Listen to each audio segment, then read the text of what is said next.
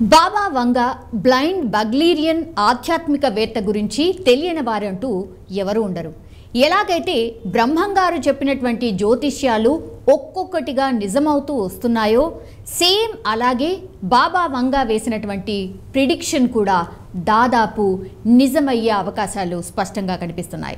ఈ మాట ఎందుకు అంటున్నానంటే 9/11 తీవ్రవాద దాడిలో యువరాణి డయానా మరణం, ఆ తర్వాత చెర్నోబిల్ విపత్తు, బ్రెక్సిట్ వంటి కొన్ని సంఘటనల్ని ఆమె ముందే అంచనా వేశారని చెప్తూ ఉంటారు. సో ఇప్పుడు 2024 అంటే ప్రజెంట్ ఇయర్లో ఆమె అంచనా వేసిన కొన్ని విషయాలు ఇప్పుడు నిజమవుతూ వస్తున్నాయి. అవే క్యాన్సర్ వ్యాక్సిన్ని రష్యా అభివృద్ధి చేయడం, దెన్ జపాన్ యునైటెడ్ కింగ్డమ్ ఆర్థిక సంక్షోభంలో చిక్కుకోవడం. ఈ రెండు సంఘటనల గురించి ఆమె ప్రిడిక్ట్ చేయగా అవి ఇప్పుడు నిజమై మన కళ్ళ ముందు కనిపిస్తున్న పరిస్థితి. క్యాన్సర్ లాంటి ప్రమాదకరమైనటువంటిది అండ్ దీనికి చికిత్సనే లేదు అన్నటువంటిది మనందరికీ తెలిసిందే. అలాంటి వ్యాధికి విరుగుడు కోసం సైంటిస్టులు ఎంతో కాలం నుంచి ఆల్రెడీ వాళ్ళు పరిశోధనలు చేస్తూనే ఉన్నారు. సో ఈ తరుణంలోనే రష్యా శాస్త్రవేత్తలైతే క్యాన్సర్కు వ్యాక్సిన్ రూపొందించడంలో ఫైనల్ స్టేజ్కి చేరుకున్నారు అని, ఇది త్వరలోనే రోగులకు కూడా అందుబాటులోకి వస్తుంది అనేది వ్లాదిమిర్ పుతిన్ కొన్ని రోజుల క్రితం ఆయన్ని స్వయంగా ప్రకటించారు.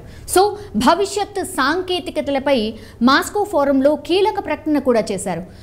త్వరలో ఈ వ్యాక్సిన్లు వ్యక్తిగత చికిత్స పద్ధతులుగా ఉపయోగపడతాయని తాను ఆశిస్తున్నాను అంటూ కూడా ఆయన కామెంట్ చేసిన పరిస్థితి. అయితే ఈ వ్యాక్సిన్ ఏ క్యాన్సర్ రకాలను లక్ష్యంగా చేసుకుని తయారు చేస్తున్నారనే విషయం మాత్రం స్పష్టత లేదు. కానీ అప్పుల స్థాయి విపరీతంగా పెరిగిపోవడం, భౌగోళిక రాజకీయ ఉద్రిక్తతల కారణంగా అయితే జపాన్ అండ్ యూకే వంటి అభివృద్ధి చెందిన దేశాలు ఆర్థిక సంక్షోభంలో ప్రస్తుతం చిక్కుకున్నాయి. ఇది కూడా ఆందోళన కలిగిస్తున్నటువంటి విషయమే.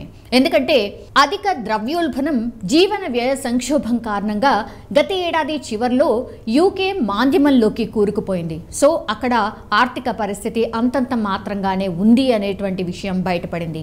సో గతంతో పోలిస్తే అయితే అంటే 2023లో 4వ త్రైమాసికంలో స్థూల దేశీయ ఉత్పత్తి ఏదైతే ఉంటుందో అది 0.3% తగ్గింది. జపాన్ ఆర్థిక వ్యవస్థ కూడా వరుసగా 2 త్రైమాసికాల్లో కుచించుకుపోయినట్టు వార్తలు వస్తున్నాయి. గత ఏడాదితో పోలిస్తే అయితే 2023 చివరి 3 నెలల్లో ఆ దేశపు జీడిపి 0.4% తగ్గిపోయింది.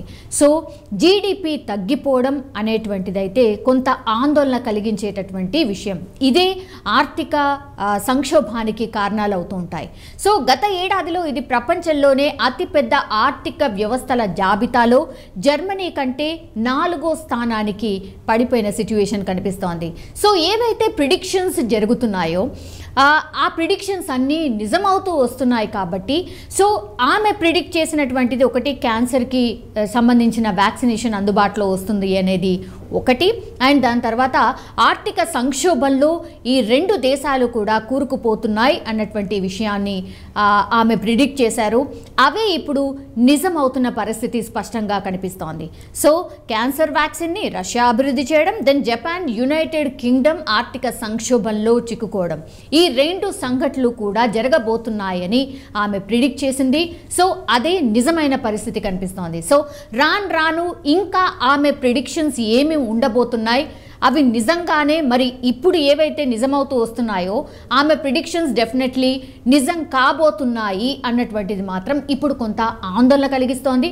ఆర్ నిజం చెప్పాలంటే కూడా ముందే ప్రిపేర్డ్నెస్ కూడా ఒక అలర్ట్నెస్ ఇస్తున్నట్టు కూడా మనం అర్థం చేసుకోవచ్చు.